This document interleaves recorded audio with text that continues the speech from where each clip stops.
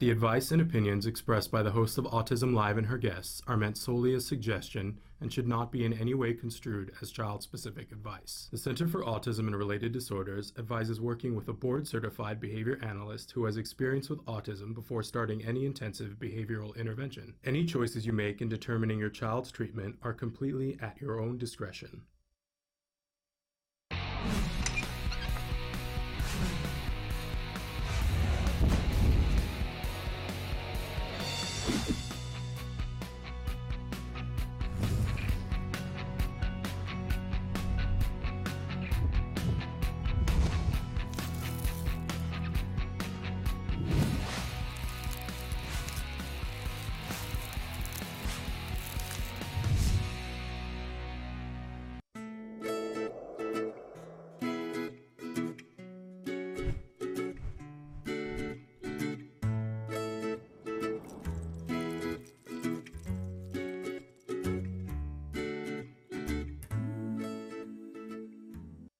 Good morning and welcome to Let's Talk Autism with Shannon and Nancy. Hi, Shannon. Hi, I'm Shannon, and you're Nancy. You're Nancy. How about that? It's that works out that way.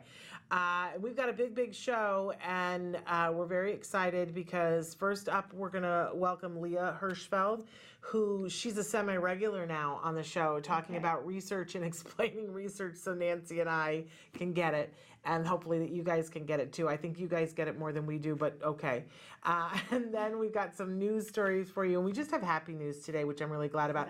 And then we've got an amazing autism mom that we've had on the show before, Kimberly Kaplan, and she is the co-author of this new book that's just out in the last couple of weeks, Remembering Monty. It's about Monty Hall, and I know people are like, what does Monty Hall have to do with autism? Well, it's co-written by an autism mom. Right. That's what it has to do with it. And sometimes everything isn't just about autism. Right. And sometimes it's summer. Yeah. We need to be talking about summer reads and supporting autism moms and fun things. And if you are at all somebody who's interested in the Hollywood television game show scene in the 50s, which oddly I am very interested in that, then this is a great summer read.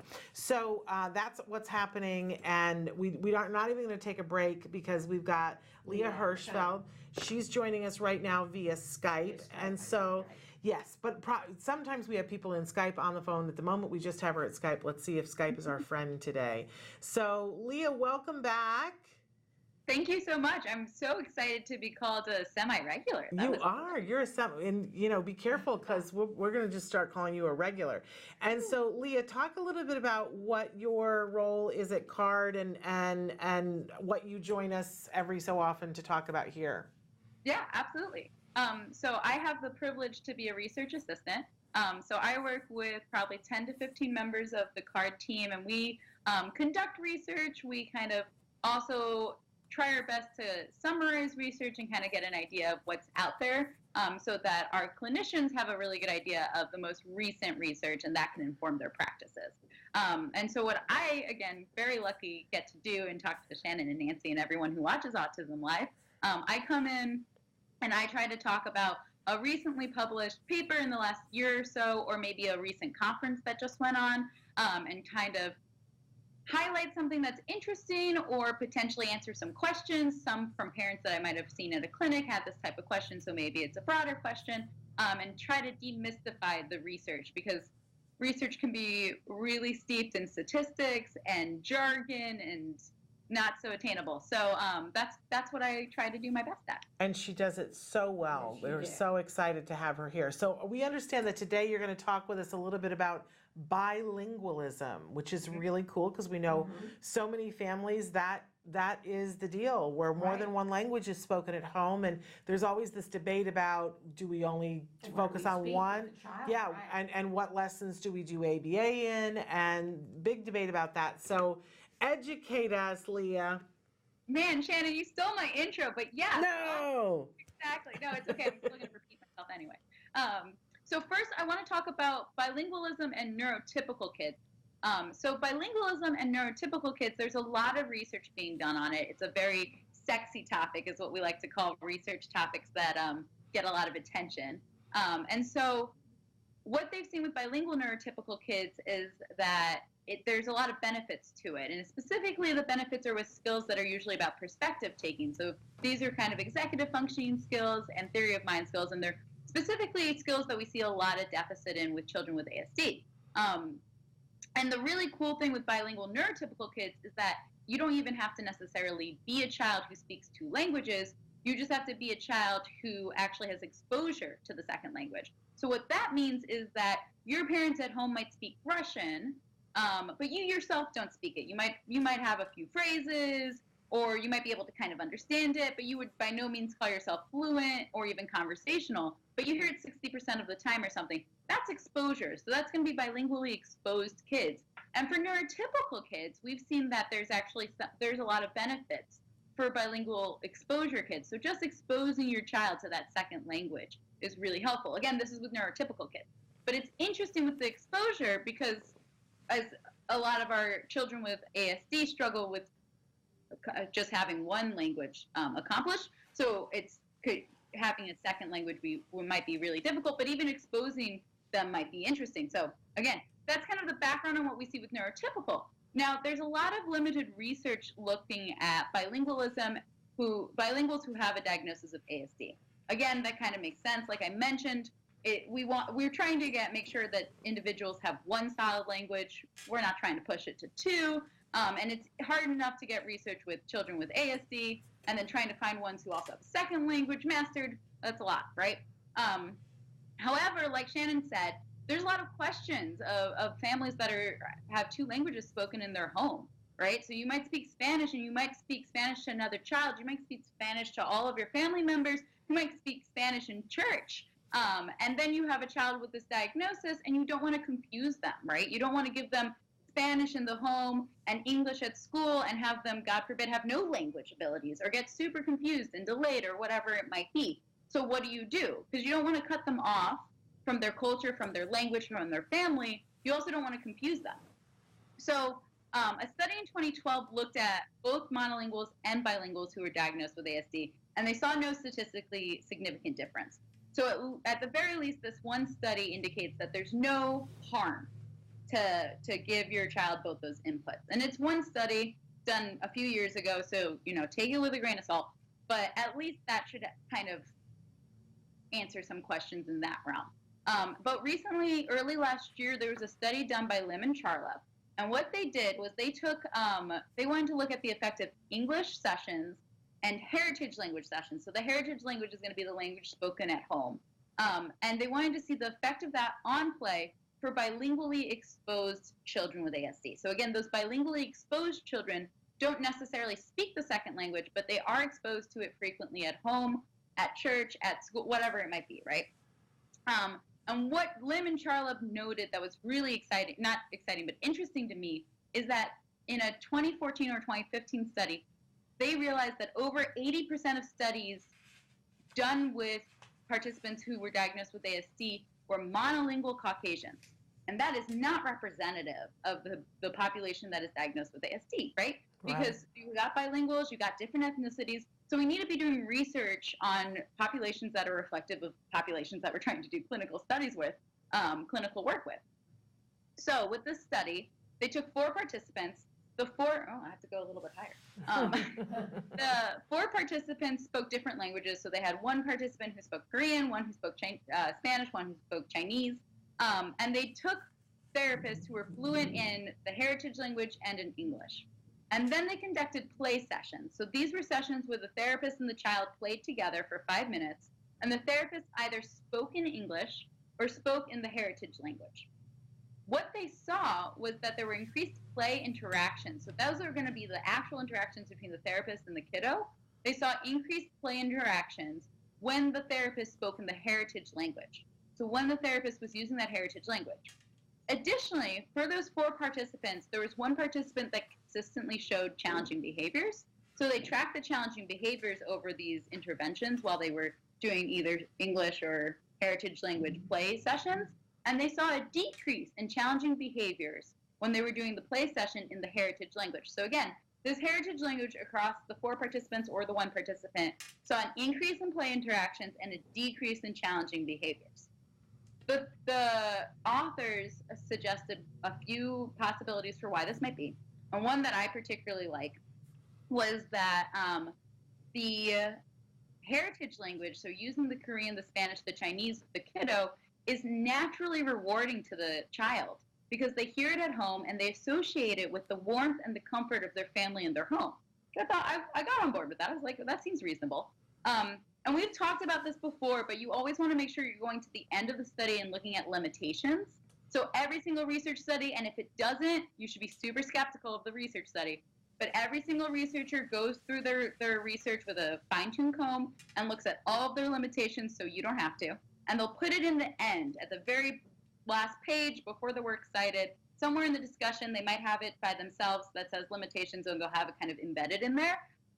And so these researchers had another alternative reason for why they saw these increases in play interactions. Their alternative argument is that it might be because the heritage language was a novel language, right? It was the first time that those kids were hearing the heritage language at the clinic. So it might be because it was novel and new and exciting. It's hard to tell. Some other limitations is that there were only 4 participants. 4 participants is pretty good, but it's not 50. It's way better than 1, but it's not 50. And you'll see research studies with 1 participant, and these are called case studies. And these are done with 1 participant. They're usually done at the beginning of the research of whatever subject whatever topic it is. And they're super useful. They really help us like illuminate what might be something everyone's asked but hasn't done the research on, but it is only 1 participant. Not the case with this one, it is 4, but it still means it's only 4 people, right? So if you took 4 people in a room, those 4 people aren't going to be descriptive of the rest of the world. So it is still 4. There's still, again, this is the very beginning of bilingual research with children with ASD. But it's exciting because it means that potentially exposing your child to the second language is not harmful to the child, which is great because that means you don't have to cut them off from their family, from their friends, from their culture, whatever it might be. And there might even be benefits, and you might even be able to use it as a tool to decrease behaviors, to increase learning. And it's a tool that you already potentially have, right? As a family that speaks a second language, it's a tool you already have with your other child, with your partner, whatever it might be. And it might be something you can bring up to the clinical team that, hey, we speak fluent Spanish in the home. We'd love to be able to do some sessions in Spanish if you have a fluent therapist, if not fine. But if you do, and they have some availability, that would be great. And also take data on it. It might be that for your child, this doesn't have any effect, but it might be that having that heritage language is super helpful, really helps them learn, really makes them feel more comfortable, whatever it might be. So again, that's something that hopefully answers that question. I've had a lot of parents who thought about it and who have not been able to kind of find a good answer about it because it's really new research. But again, I'm just a researcher, so I'm not a clinician, so please talk to your clinician before you implement anything. But it's something that you can bring up, and it doesn't seem to be harmful at the very least. Well, that's great news. It's great. It is, and it's so interesting, and I'm so glad that somebody finally addressed the fact that most of the research was being done with Caucasian kids, because that is not, as you said, indicative of the world, and the research should match the population that is in need, right, of this research. So, Leah, as always, you have expanded our minds, and I understand you're going to be back with us in a couple of weeks. Is that correct? Yeah, I am in 2 weeks. So if there's anything any viewers want more answers to or research on, throw it in the comments. I can potentially focus on it. Otherwise, I pick things that I find interesting and hopefully the rest of the community does, but open to suggestions. So if there's anything anyone wants to hear, has a question about, and would like more researching on, I'm not a clinician, but as a researcher, please let me know. All right, we love it. Thank you so much for taking the time to be with us. Thank you guys so much for having me on again. I love it. All right, bye-bye. Bye. Just sort of fascinating. Yeah. So we're going to take a quick break Yep. before we go to some in the news. We're going to come back with some in the news, all positive this week. And then a little bit later, Kimberly Kaplan's going to be here to talk about her new book, co-authored book, Remembering Monty, about Monty Hall. Stick with us. Do you provide care services to someone with autism?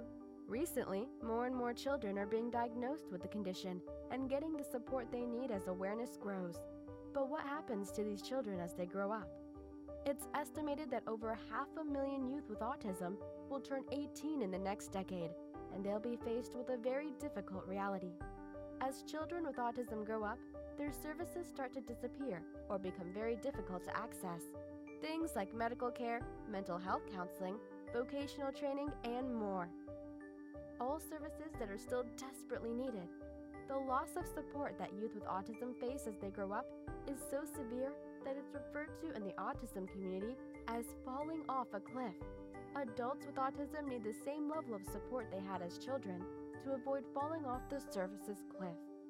Introducing Skills Living, the web-based software designed specifically to help transitioning youth and adults with autism so they can avoid the cliff and instead fly to success.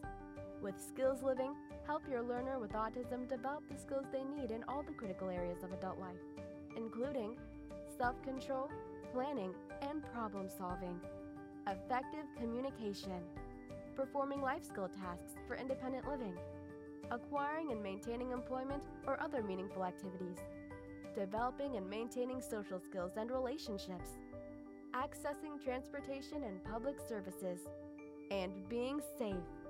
Skills Living includes a comprehensive assessment, a data collection mobile app, behavior intervention plan builder, and automatic progress reporting.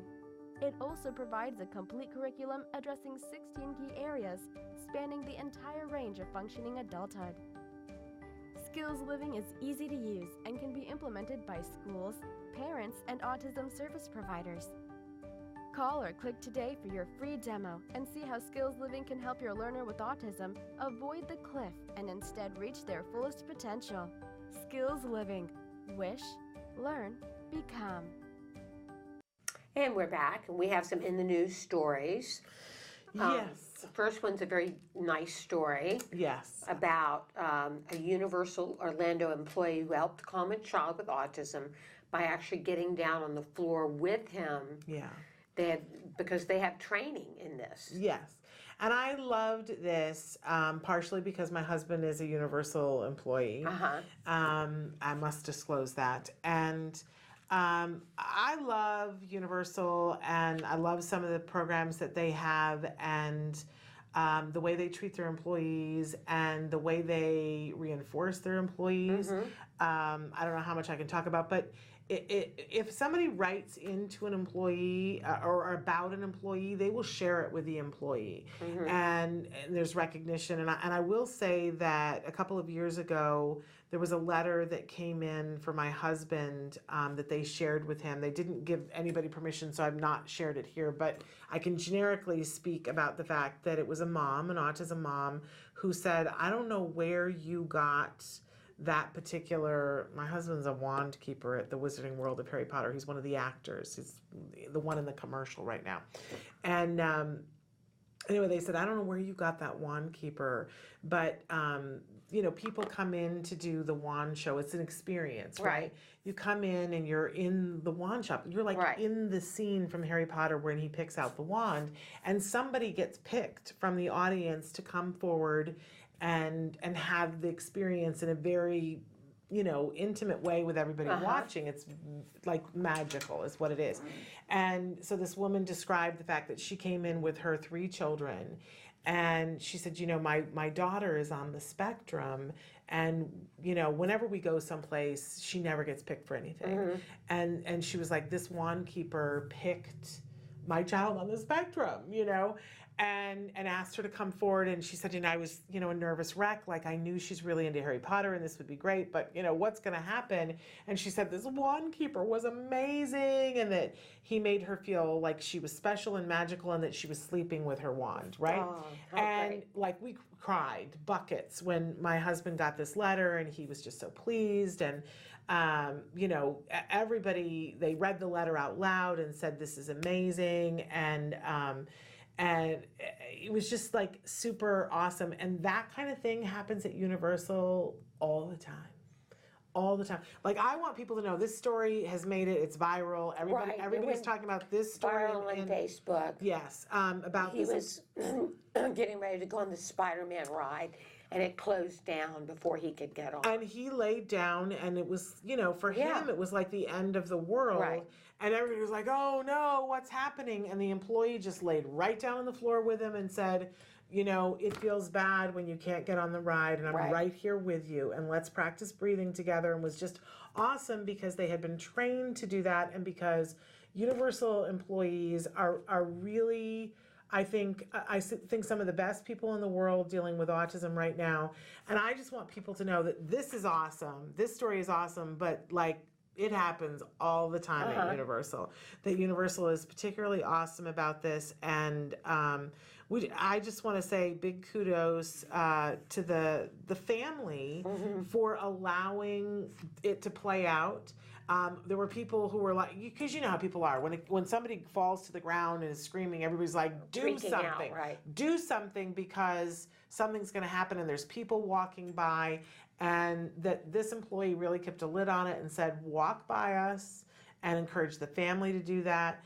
And this mom said that it was so amazing that they are going to come back to Universal, and that they're going to do the Spider-Man ride another time. I just think it's super awesome, the whole thing, from start to great finish. story. And it feels very close to home for me because of husband working with our Universal. lives. So then the other big fabulous story. Did you watch the Tonys Yes, on I did. Sunday? Like, did you not have your face crack and almost fall off because you were smiling so hard? Yeah. And I think this has been viral too. But we have to discuss this. That Ali Stroker, won the Tony, and accepted the Tony, and had this beautiful moment where from her wheelchair held that Tony up and said, this is for every child With a disability. that's watching and wants to know that you want to be represented in this, and you are. And I loved too, I'm going to get so emotional, but there was, when she said, I just want to say to my family, we did it. We've been watching Ali for years, because years ago, when Glee was at its height, right? They had a show that played on another network that was all about a group of high school kids who came to this summer camp to work with the folks from Glee and professionals for an opportunity at the end. It was sort of like a game show, but a reality show, that somebody at the end would get the opportunity for a guest star spot on Glee. So these are the real life kids living Glee, and Allie was one of those kids on that show. And she was on in that wheelchair, and she was like, I'm going to do everything that these other kids do. She was just grit city, right? And it got to the end of the show, and she grew so much as a performer throughout the show, but it got to the end of the show and she didn't win. And a lot of us were like, no, Ellie didn't win. But she made such an impression on the audience that they gave her a small role on Glee the next season. And everybody who had watched that other show was like, yay, Allie's on the show. And Glee was all about inclusion from the beginning, and it had a character that was in a wheelchair that was played by an actor who didn't need to be in a wheelchair, right? So Allie was breaking down barriers with Glee and actually, just doing incredible work. And she's a brilliant actress and a great singer, and does brilliant choreography in that wheelchair. Which is amazing. Yeah. So it was just so fun to hear that she'd been cast as Ado Annie on Broadway in Oklahoma, in this new, very modern version of Oklahoma that I was like, okay. But she's wonderful. And it's a very gritty version of Oklahoma. Very interesting. Have you seen it? I have not seen the whole show, but I read the reviews for it, and I've seen lots of clips. They have clips all over the place on Facebook and on YouTube from the show. And it's very modern feel to it. But it's all about the grit that it takes to be, they didn't change a word of the script, but it's a very different way of telling the story than delivering you've it, ever seen. right. And but anyway, to see her win that Tony, just oh my gosh, my husband and I were so excited and weeping and applauding. It's and, wonderful. And of course, there are a lot of our friends that here in LA that are represented by KMR. That's sort of the KMR has two divisions. They're talent agents, and they have one division that's just it's boutique actors, but they specialize in having actors of different abilities.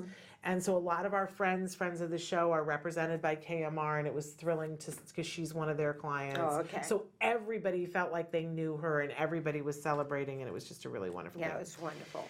Okay, so and then our last story, there's Interesting story. Right? Yeah. in the Washington Post. Yeah, go ahead.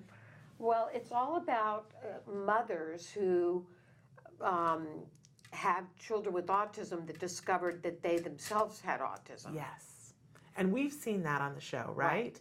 We've had, we just had Anne-Laure Davin on the show the other day Right. talking about her book and the fact that she was a mom and had Right. 2 kids and kept feeling like, what is it I'm missing? Mm-hmm. What is it that I'm missing? And but we've had tons of other moms who've been on the show who got their diagnosis around the same time as their Their kiddos. children, because they realized that Yeah. they had this in common and probably were never diagnosed. Yeah, and And some of them went on to actually be diagnosed at the age that they had their children. right, like sometimes concurrently with their child getting the diagnosis or right afterwards. I think it's a really common thing when your child is being diagnosed and like I remember when somebody was looking at my child and saying, yeah, you want to get him looked at for autism, and I was saying, what exactly, like I've heard of autism, I've seen autism, but what exactly is it? Like define it so that I can see a picture of it. And they were saying, well, sometimes, and there's lots of different ways that autism presents itself, but they were saying, sometimes when there's so much sensory input that they can't process all of it, that their ability to process it is somewhat hampered, they will shut down and become internal. And they'll not want to respond to anything. And I went, oh, I'm like that. Right. Do I have autism? So you actually wondered whether you had had Yeah, on the spectrum. And I think that that's a pretty common thing amongst a lot of parents, that at some point we go, but wait a second, or the flip, or sometimes both of it, that I hear parents all the time going, well, now I wonder if my husband's on the spectrum. Because my husband does this thing that they're talking about in clinic, and I'm like, but my husband does that. And I think it's important to say that, we all have some attributes of being on the spectrum. Like it's a big menu. You gotta have some from column A, some from column B. Even in the newer diagnosis, it's like that. So don't be afraid to ask. Right? I didn't feel ashamed to ask that. And years ago, I did finally work up the gumption to say to Dr. Grampish, I was like, sometimes I think maybe I have autism. And she said to me, Shannon, you don't have autism. You're way too social, Shannon. Like you're not going to, because the thing about it is that you have to have enough of it that the little asterisk at the bottom of all the things that describe autism say that you have to have it to such a degree that it functions as a disability in your life. It has to stop you from normal functioning. So you may not be able to make great eye contact, but if it's not preventing you from having a relationship, having a job, having friends, driving a car, then it's not disabling you. It's just part of you. So I think it's a really important distinction to make so that everybody doesn't go, oh no, maybe I also have autism. But some people do. And it's wonderful that they can finally get an answer to what the issues were for them growing up all through life. Yes. I think of one of our guests, a dad who didn't discover that he had autism until he was in his 30s. And you and I were talking to him and saying, he's a pastor, you know who I'm talking about? And he said, I said, well, did it actually do anything for you to get the diagnosis? And he said, I felt like I got to meet myself for the first time.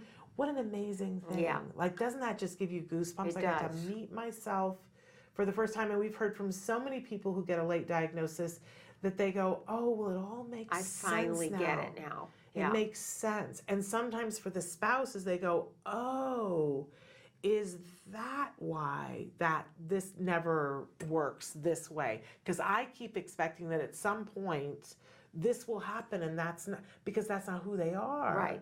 Oh. And then everybody changes their expectations a little bit, and then when you know, like if you don't know what it is that you're missing constantly, especially with social cues, if you don't know what that is and then somebody explains it to you, then suddenly now it's a skill you have. Right. And that's what a lot of adults on the spectrum find. But imagine, Nancy, realizing that it affects the way you mother, and that your child now is on the spectrum, and you're going to get things that other people don't get, that you go, I know why he's doing that. Right. Because I did it myself. Yeah. So it's a very unique thing. In fact, one of the friends of the show who sometimes watches is, in fact, going to be giving a talk on this to the UN in the next week about being a mom on the spectrum and what the challenges are that you face. So maybe we can get her to come on the show to talk about that.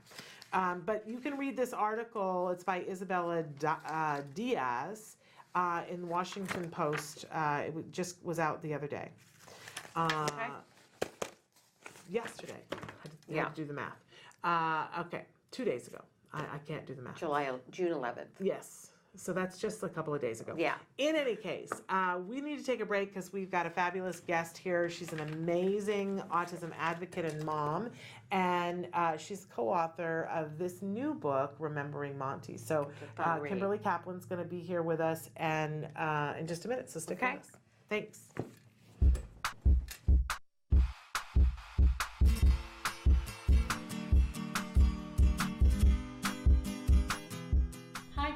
Welcome back. For the month of June, I figured we'd do some cool things that are kind of like summer camp activities. So the activity we're doing this month is making a shoebox guitar. The materials you'll be needing are an old shoebox, a paper towel roll, a pencil, a stencil, rubber bands, a crayon, and an X-Acto blade, which only the adults will be using. So first things first, I have a shoebox and I painted it just so it's a little bit more interesting. This is an opportunity for your kids to decorate it however they choose. You can keep it simple or do some stripes with paint, or you can always use, stickers or tape instead of paint to decorate it. All right, now that I have this, I'm gonna take my stencil, place it on top of the shoebox, and I'm gonna draw a circle somewhere in the center, okay? So now that I have that, I'm gonna take my X-Acto blade, which is why this is for the adults, and cut out the circle. Next, we're gonna cut out a smaller circle at the top of our shoebox guitar. The reason we're going to do this is so that we have a place to insert our paper towel roll, aka the stem of the guitar. And I'm gonna grab my paper towel roll and I'm gonna trace the outside of this so I can cut a hole on the top of this too to stick this in so it just looks a lot more realistic. It won't be usable, but it'll look pretty cool. Now that it's been traced, now I'm gonna cut it out with the X-Acto blade. And again, this is something that only the adults should be doing. Now that I have both of the holes cut in this, I'm going to take my guitar strings and place them on. As you can see, it's missing one thing. It's stem. So now I'm going to put this in the hole we just cut out. Alright, the last thing I'm going to do is I'm going to take my crayon and put this in. And then after that, your guitar is totally done and you're ready to rock out with your kids. And if you're really cool, you'll make another one so you and your child can play together while doing socio-dramatic play, or work on imitation skills where you play a pattern on here and then they try to repeat it. I hope you and your child had lots of fun making this. And until next time, rock on. Can you see me flying by your side?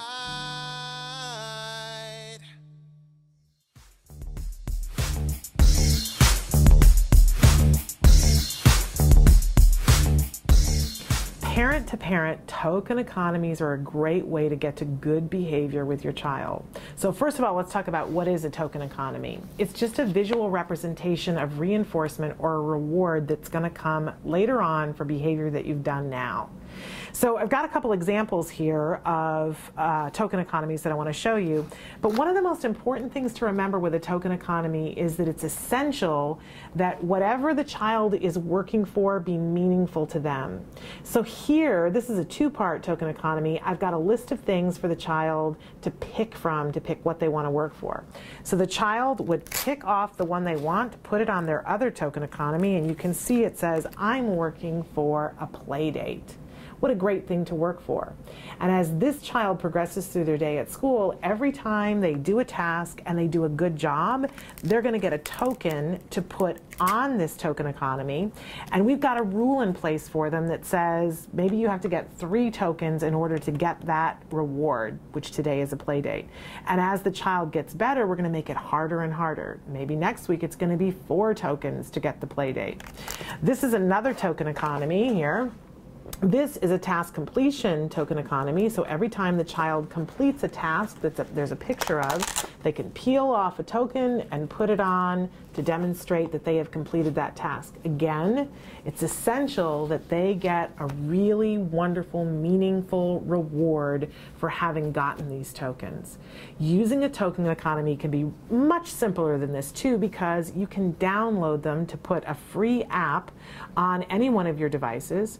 Right here on my phone, I've got a free app, Easy Kid Tokens, and when my child does a task and completes it, and he can specify what the stickers are. In this case, it is a ladybug, and when he gets 3 of them, then he's going to get his reward.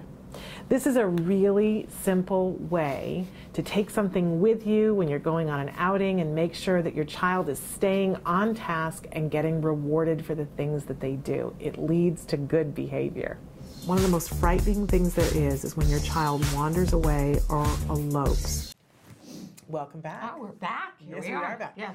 And we have our next guest, Kimberly Kaplan, who, as we said, has authored this fabulous book, Remembering Monty. Yes. And Kimberly, you're also an autism mom, we should say. Yep. So we want to support you in this book. And then we will also talk about, she's got some autism books, Right. autism-related books that Autism-related, we'll talk about.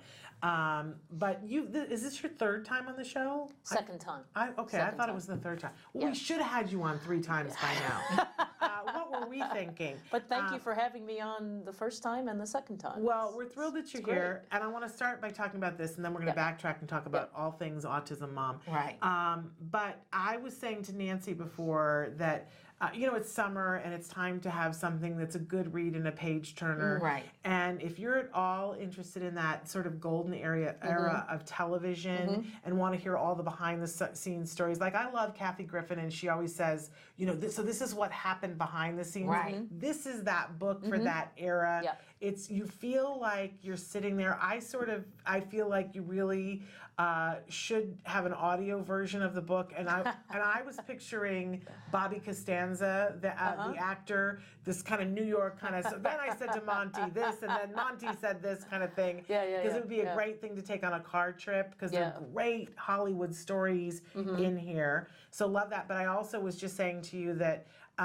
Every grade, at some point, kids have to do a book report on a biography or an autobiography, and then they have to dress as the character and stand and be that person.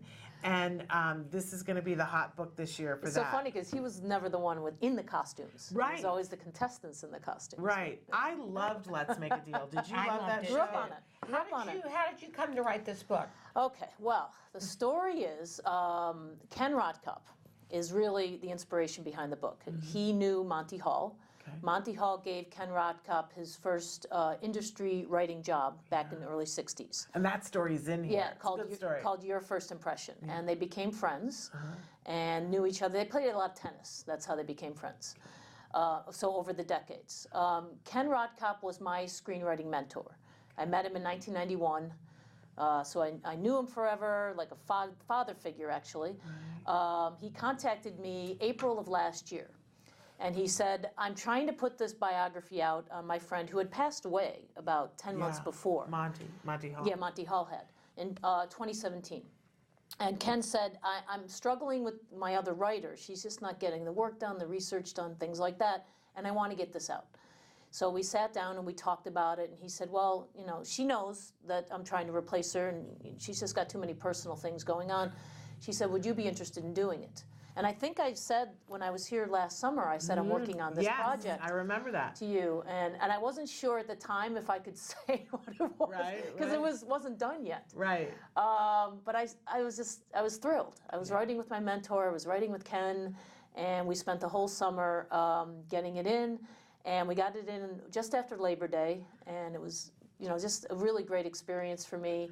I did all the pictures. I talked to Carol Merrill for like hours. Like, Sweetest I woman. talk about Carol Merrill like every third show because I do this at some point, and I say it's the jargon, and I go, "There's my Carol Merrill move." She's such a sweet person. She's a legend. Oh my gosh, she's such a. And I talked to Monty Hall's brother, who's Wow. still alive, like 94 or something like that. I remember that we have young people watching the show. So for those of you who don't know who Carol Merrill is, Or Monty Hall. well, Carol Merrill was always the model on the game shows, especially on The Price is Right, that they would say, Carol Merrill will now show you. And she would do that hand movement. Oh, right, and, right. where you know, she'd be showing you the box of whatever and going like this. That's the Carol Merrill move. Okay, anyway, For Let's Make a Deal, and for Let's Make a Deal too, but she also did it for The Price is Right. Yeah. And but one thing that was notable is Monty Hall would say her name and Jay Stewart's name, and that was just not done back then. Right. With the host of the show saying, and now Carol Merrill will, you know. Yes. So she credits him for getting her name out there and saying her that. name every single show, and Jay Stewart.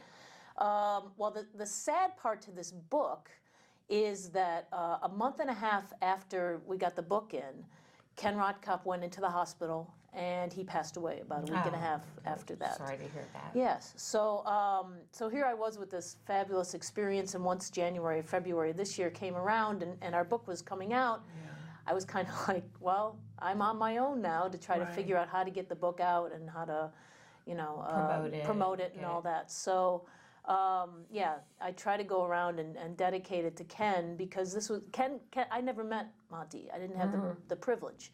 So this was Ken's project and Ken's mission. And so the book came out at the end of April. And tell us where we can get it on. You can get it Amazon, on of course. Bear Manor Media or Amazon. Okay. So Bear Manor is the publisher Okay. of the book. And I mean, the interesting thing is because this was Ken's contract. This was Ken. He was the the author under contract. Right. So I had to figure out how to do the publisher was great with me. He understood the whole situation, but I had to do the final edits. I had to get the pictures in. I had to kind of take over the role for Ken, having no idea really what I was doing. But you've done a lovely job. And he would be so happy. And what a great gift to give your mentor posthumously to make sure that his book and his story gets told. I just wanted to do it with him. It was just so cool last summer to work with him and do all this with him. And then it just happened very fast that he passed away. Well, we encourage everybody to get the book because it's a great read. Thank you. And support your local autism mom author, right? And enjoy yourself. Right. It's really lovely. Thanks. And he calls you the bulldog in this. Yeah. Is that not necessarily what you know, I'm editing the book. I'm doing the final edit. Right. I didn't know what he called me, and so I have friends back east phoning me saying, "Why are you the bulldog? What's going on?" And I tell my friends back east the story, and they're like, I can't change what he called me because the man passed away. Right. So well, you could have. How can I can't? But he said you were unrelenting. Well, and just in finding the people to contribute to the book, I found Henry Koval, who was Monty Hall's assistant on the book. So you get little nuggets like Henry Koval would take Monty's handkerchiefs at the end, because Monty was always being kissed. And he would go off camera and he would wipe the lipstick off. So Hank Koval would take it and shove it in his pocket. Well, one time he forgot to take them out. And he went home, and his wife would empty his pocket. He emptied his pockets this one time and said, "Okay, what's this?" You know? And he would have to explain this. Okay, that's Monty's. That's not mine. That's Monty's. Right. All these handkerchiefs with lipstick on. Yeah, exactly. So these little nuggets kind of came out from, and then Monty's brother and contacting Monty's 3 children who were lovely. They contributed to the book. Richard Hall sat down with Ken Rothkopf and just spent several hours talking with him, and it was really great. how everybody supported it. But I just didn't have the heart to change the acknowledgement. I just didn't. Well, and I think it's meant complimentary It's to absolutely, you. That you are unmovable in terms of that you were going to, he asked you to get the stuff and you were going to do whatever it took to get it. So I think that's a compliment. That's why I'm calming some of my friends though. Stop being offended. It's fine. Yeah, I don't think it was it was meant as anything other than a compliment. I just couldn't change. But anyway, so Amazon.com, get the book and get it now. It's available now. Wonderful. But so while you're here, let's talk about some of your other books and that have to do with autism and being an autism mom. Yeah, so we were just discussing this one. This was the first book, self-published book, but when we were 4 or 5 years along in the getting assistance for my son, I just wanted to pay it forward. I was volunteering then. I was out in the autism community. I knew how to talk about it by then, and we had made tons of mistakes. So I said, well, let me just get that out there about what to do, what were the fortunate things and what were the mistakes. Yeah. When was your son diagnosed? And he was diagnosed in 2003, and he was about 15 months old. Wow. And back then you didn't get diagnosed that early. It was very lucky. We got very lucky, and and then he was officially diagnosed at age 3 because it was a preliminary diagnosis. But we got all the services. Right. So that was the good luck thing. Okay. So this was about the time he was 5 or 6, 7, somewhere in there. Right. When I decided to write the book and just put in the mistakes that we made and all the good stuff. And were you already writing a blog then? Or? No, the blog came later. Okay. And that's eventually this was just a collection of about my first 100. I was just telling you guys that I just posted my 300th blog. That's amazing. So this is around the first 100 or so. Okay. And this was drawn by a young lady on the autism spectrum. The cover was. And the other cover was drawn by your son. This was drawn by my son. This was So during that book his is called Parents Guide to Early Autism Intervention. Yeah. This was his Titanic phase, as I was sharing with Shannon. That he has phases that he goes through. Yes. Of things that he wants to do deep research on. Yes. And know more about them. And see, I think that's awesome. What a great thing to want to perseverate on is doing research. And really, when you think about it, it's exactly what you did on this book. Is that you were unrelenting in doing the research. Right. So what a great thing. Yeah. And where can we get those 2 books? These are on smashwords.com or amazon.com. Okay. Yeah. And so I think we told a little bit about this the last time you were here, but so here's the funny, is that when my son was being diagnosed, we got a diagnosis at about 2.5, and our sons are almost exactly the same age. So, we call all our friends and family, and I call my husband's brother and my sister-in-law, and we tell them she wasn't quite, I guess they were married by then when he was diagnosed. No, they weren't. No, they weren't. no, They weren't we married officially then. met at They the were, wedding. Yeah, they were dating then, and we called Jerry though, and we said, Jem's on the spectrum, and the first thing out of his mouth, he goes, "Oh, I have friends you have to meet," and he was talking about you and your husband, and I immediately was like, "No, we don't. We don't have to meet anybody. Like, what are you talking?" Right. And he's like, "No, they have a child the same age, and they just got a diagnosis too," and I was like, "Oh yeah, we really don't need to meet them then. Like, what good is that going to do to me? Like, we can sit and commiserate together. Like, I really was like, what?" You were too new. And I didn't have any time. Yeah. And there's something about when it's somebody in your family saying, "Oh, you should do this," and they don't have autism. You're like, you don't know what you're talking about. You're like, what? Yeah. And I always say that to people. I just said that to somebody on the phone the other day, that she was saying, "Oh, I found autism-live, and I wish I could get my daughter to watch because my grandson just got diagnosed." And I said, "Oh, that's the kiss of death. If you tell her about it instead of her finding it herself, she'll never watch it. Like, don't even leave the card laying around and don't bring it up or whatever, because she'll never. Because I don't know what it is about us that we're like." When somebody who doesn't know, we're like, "You don't know what I've already done." So I was like, "Yeah, Jerry, sure, whatever, whenever, we'll meet them whenever." And then it was like a year later, we met you at the wedding, and we were like, nice to meet you, great, whatever. Yeah. But I think I probably spoke to you less than I would have as a human being. Right. If he hadn't already said this. So I don't know what my takeaway on this is.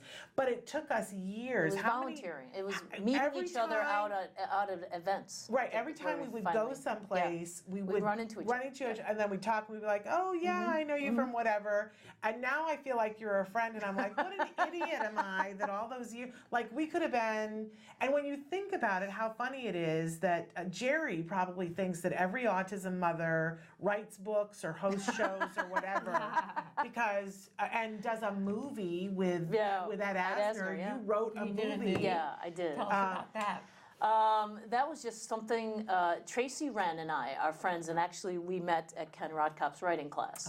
So since the 90s, we knew each other. And every time, similar to you, eventually we looked at each other and said, we got to do something together. We got to do something together. And you know, and you never do anything together. Right. And then finally, she had a friend named Stephen Elba. And Stephen was Ed Asner's longtime assistant. And they were talking one day, and Stephen said, you know, Ed has a son and a grandson on the autism spectrum. Why don't you write something and we'll try to slip it to Ed, see if he likes it. Great idea. So Tracy and I went, you know, huddled together and said, well, what can we write? What can we write? And I came up with a short film, and we got it to Ed, and Ed said, all right, I'll do this. Oh, great. And so the actual film itself came together in about 3 weeks, because we had one opportunity, and we had to do it, or we were going to lose Ed. Basically. And you don't want to lose Ed. Exactly. Centers on Ed. So it centers on a grandfather and grandson relationship, and how the grandfather doesn't quite understand the grandson, and how can they get to understand each other. In 14 minutes, I think. Right. And people can watch that where? You can find that's actually still on the Autism Speaks blog, but it's also on my blog, KimberlyKaplan.com. Well, we haven't talked about your websites. Where can they go to find your blogs and to find all that? So KimberlyKaplan.com or ModernMom.com also has all the written blogs, but the film is on KimberlyKaplan.com. Okay. Yeah. So, I mean, you're a very diverse person who has not sat shrinkingly and done nothing. I mean, you've done all these other things. And, you know, we have done a fair amount of shows here, too. So I think Jerry just, honestly, if we polled him and said, what do autism moms do? And he said, oh, they kick into high gear into very public things. But, you know, the interesting thing is, I think around the time Jerry found out, Jason was 2.5, but before that, we didn't tell anybody. Right. We spent the first 2 years, and maybe 3 people knew. Yeah. And that was it. Because we wanted to learn. We wanted to understand what we were talking about. We wanted to take care of our son, and we didn't really tell our families, because we didn't want that family, you understand, the family pressure of, oh, boys just talk late and all of that. We just wanted him. Yeah. So around that time, we were just probably telling everyone. Oh, he said. Yeah. Oh, they've just been diagnosed too. This is weird. Just been diagnosed, but Jason had been diagnosed 2 years earlier. Right, and I didn't know that part of it. So if I'd known that, I might have been like, oh, maybe she knows things I don't know. Yeah, exactly. But I was like, so she just got diagnosed too? What good is that to you? Yeah, we're going to sit around and like look for our butts with a flashlight together? Like, what useful is that going to be? But in hindsight, I should have told some people in my family earlier. In hindsight. Okay. You're scared. You're scared, and you don't know how to talk about it. You don't know really what you're talking about. No, you don't. But I got to be honest with you. The first thing I did, I mean, like I walked out of the appointment, went out to the parking garage, and pulled out my cell phone and started calling friends and family. And it was such a bad idea. I never would. Yeah. It was such a bad idea, because the things that they said in that moment made me. Like, well, first of all, I had been saying for 6 months that I thought something was wrong, and they all said, no, not at all. So when I called, I didn't tell them we were waiting for the diagnosis and going. I didn't tell anybody that. But when we got the diagnosis, I turned to my husband and said, we better circle the wagons. And I started calling everybody, and almost everybody said, oh, yeah, we kind of thought so. Yeah. And you're like, why didn't you say something? And they all said, well, right? They happened to me. And they all said, well, I didn't want to be the one to, you seem so happy, blah, blah, blah. Right. And so then I didn't trust any of them. In fact, I think that Jerry and Jackie were one of the only people who didn't say that, and we continued speaking to them. There were other people that were put on notice. You just had to that they were on. back off. I had a very similar experience where I think a lot of people do. Oh, we knew something was wrong, but we didn't want to say anything. And you just want to throw a book at their head. Like Temple Grandin with the girls, right? And like, thanks a bunch. This is only my life and my kids' life. Thank you for keeping your quiet. But so with us, ours started so young. Yes. So by the time he's 2.5, we know how to talk about it. We know how to say that, and so we didn't really quite have people come to us and say, because we can come at them and say autism. Right. You had your ducks in a row. But you know that if you had gone at 15 months and told people would have been like, no, he's fine. There was something about it. We had my husband's best friend who was a pediatrician, and then we had the modernmom.com person, one of them the woman who runs the website, her husband plays softball at the time, played softball with Michael, my husband. And she used to be an autism facilitator. Okay. So she was our first phone call when we found out. And so we had this person who could give us all accurate information. And how did you find out? Through your pediatrician? No. That's a whole other story. Her husband was at my son's first birthday party. So she wasn't able to come. I forget why. Why not? The person for modernmom.com. And he was watching Jason, our son, who was first birthday, 12 months old. Right. And our son was watching a ceiling fan. He was going like this. Right. And her husband just made a comment. He didn't even really, and later on we found out he didn't really know what he was talking about. But he just said, if my wife saw your son doing this, she might think he has autism. Oh. Because she knew. She was in the autism world. She was a facilitator. And my husband later that night just Googled it. And because we weren't suspecting anything, but we had a really good kid in terms of he was quiet. Right. He can entertain himself by spinning things. Right. He could watch ceiling fans. Yeah. So Michael looked it up that night and said, oh man, and because we found a checklist. Oh, he doesn't look at us. He spins things. He stares at ceiling fans. And so we freaked ourselves out for that weekend. And then we just got to it, We didn't deny it. We had Michael's friend, the pediatrician, who was just our friend. He wasn't our pediatrician. Right. That was probably the confusion. But we just got him diagnosed a couple weeks later, and we just started with the therapies. That's amazing. Yeah. That's and amazing. so how is he doing today? Today he just finished being a sophomore in high school. Okay. Same age again. He's happy he has a summer off because usually he has a class or two in the summer. 16, no aid anymore. We weaned the aid off in middle school. A's and B's. Great. Yeah. He'll go to college. We're not sure quite where, or if we'll do like a community college bridge or go straight to a 4-year school. We're not sure, but he wants to do that. Right.